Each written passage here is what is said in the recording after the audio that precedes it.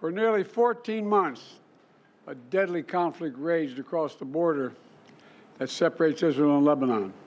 A conflict that began the day after the October 7 attack by Hamas on Israel. Hours later, at 2 a.m. in the morning, Hezbollah and other terrorist organizations backed by Iran attacked Israel in support of Hamas. Let's be clear, Israel did not launch this war.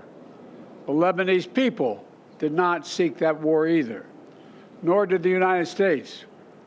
Over the past year, including the days immediately following October the 7th, I directed the U.S. military to flow assets and capabilities into the region, including aircraft carriers, fighter squadrons, and sophisticated air defense battery to defend Israel and deter our common enemy at critical moments. Since the war with Hezbollah began, over 70,000 Israelis have been forced to live as refugees in their own country, helplessly watching their homes, their businesses, their communities as they're bombarded and destroyed. And over 300,000 Lebanese people have also been forced to live as refugees in their own country. And a war imposed on them by Hezbollah.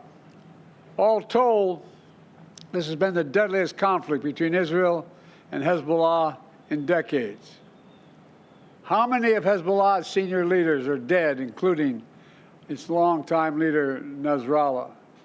And Israel has destroyed Hezbollah's terrorist infrastructure in southern Lebanon as well, including miles of sophisticated tunnels, which were prepared for an October 7-style terrorist attack in northern Israel.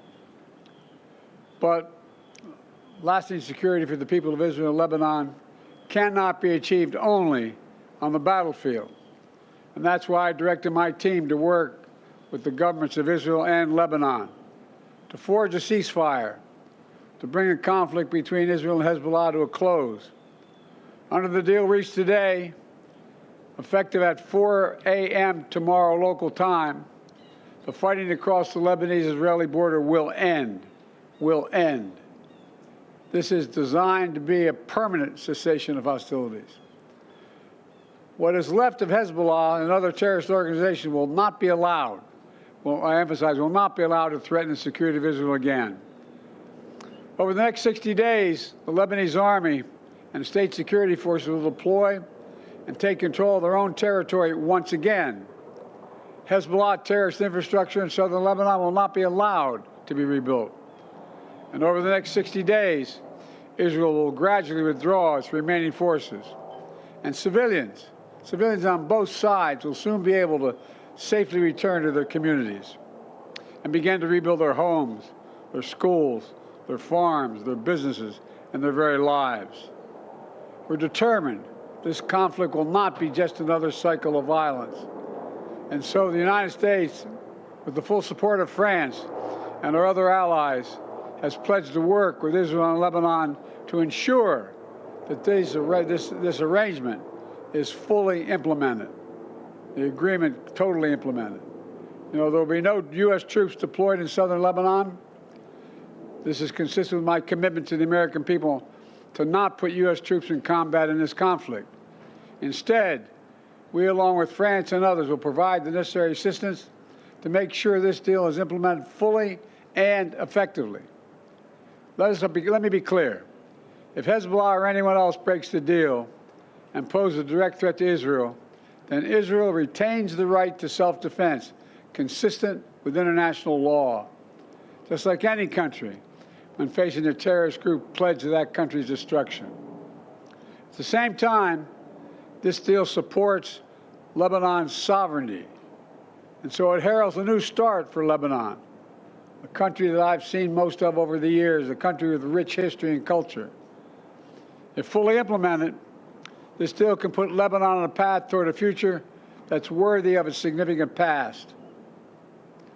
And just as the Lebanese people deserve a future of security and prosperity, so do the people of Gaza.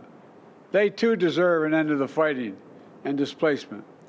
The people of Gaza have been through hell. Their world's absolutely shattered. Far too many civilians in Gaza have suffered far too much. And Hamas has refused for months and months to negotiate a good faith ceasefire and a hostage deal.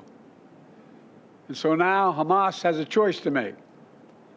Their only way out is to release the hostages, including American citizens, which they hold.